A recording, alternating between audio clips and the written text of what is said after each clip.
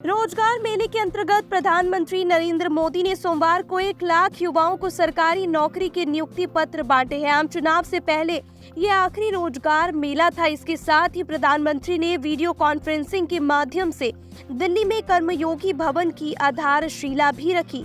Mission कर्मयोगी से संबंधित गतिविधियों के लिए इस परिसर का उपयोग किया जाएगा। इस मौके पर प्रधानमंत्री मोदी ने कहा कि यूपीए सरकार की तुलना में पिछले 10 साल में 1.5 गुना से ज्यादा सरकारी नौकरी दी गई है। प्रधानमंत्री मोदी ने कहा कि यूपीए के दौर में नौकरी के लिए विज्ञापन जारी होने से लेकर नियुक्ति पत्र देने तक बहुत लंबा समय लग जाता था तथा इसका फायदा उठाकर रिश्वत का खेल भी जमकर होता था। प्रधानमंत्री ने कहा, हमने भारत सरकार में भर्ती की प्रक्रिया को अब पूरी तरह पारदर्शी बना दिया है। इतना ही नहीं, सरकार का बहुत जोर है कि भर्ती प्रक्रिया एक तय समय के भीतर पूरी कर ली जाए। इससे हर युवा को अपनी योग्यता साबित करने का समान अवसर मिलने लगा है।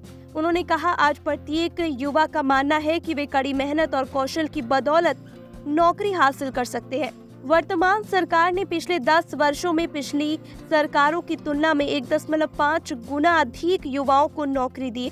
प्रधानमंत्री ने कहा कि जब यात्रा की बात आती है तो रेलवे आम लोगों की पहली पसंद है।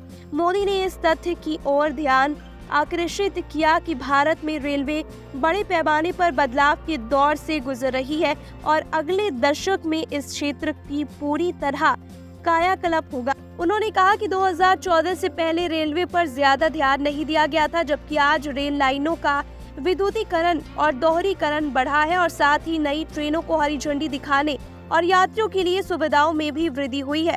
प्रधानमंत्री ने कहा कि 2014 में उनके सत्ता में आने के बाद रेलवे के आधुनिकीकरण और उन्नयन पर ध्यान केंद्रित करते हुए पूरे ट्रेन यात्रा अनुभव को फिर से नया बनाने के लिए एक अभियान शुरू किया गया था।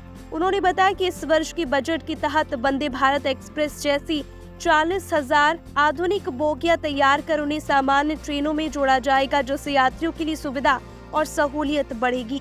संपर्क के दूरगामी प्रभाव पर प्रकाश डालते हुए प्रधानमंत्री ने नए बाजारों, पर्यटन के विस्तार, नए व्यवसाय और बेहतर संपर्क के कारण लाखों नौकरियों के सृजन का उल्लेख किया। प्रधानमंत्री ने कहा, विकास को गति देने के लिए बुनियादी ढांचे में निवेश बढ़ाया जा रहा है। उन्होंने कहा कि हाल में बजट में बुनियादी ढांचे में निवेश के लिए 11 लाख करोड़ रुपए का प्रावधान किया गया है। उन्होंने कहा कि नई रेल, सड़क, हवाई अड्डे और जलमार्ग परियोजनाएं रोजगार के नए अवसर पैदा करेगी। यह देखते ही कई नई नियुक्तियां अर्धसैनिक बलों में हुई है। प्रधानमंत्री ने अर्धसैनिक बलों के लिए चयन प्रक्रिया में सुधार पर ध्यान दिया और बताया कि इस जनवरी से परीक्षा हिंदी और अंग्रेजी के अलावा 13 भारतीय भाषाओं में आयोजित की जाएगी।